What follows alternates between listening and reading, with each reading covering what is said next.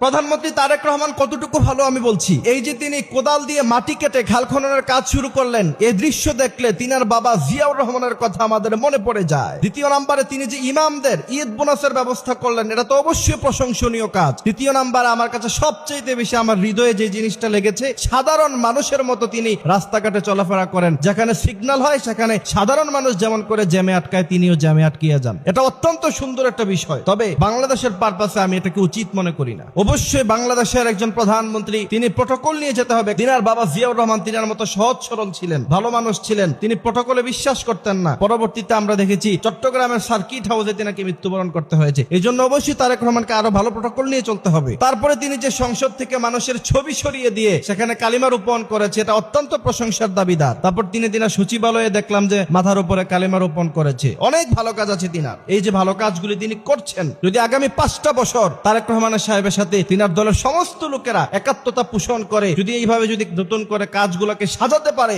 বাংলাদেশ 5 বছরের বেশি সময় লাগবে না, সিঙ্গাপুর মালয়েশিয়া হয়ে যাবে। আর যদি এমন হয় যে তিনি একাই ভালো কাজ করতেছেন, বাকি রাঘব বোয়ালরা সব খায়া ফেলে, তাহলে কিন্তু বাংলাদেশ কখনো উন্নতি হবে না।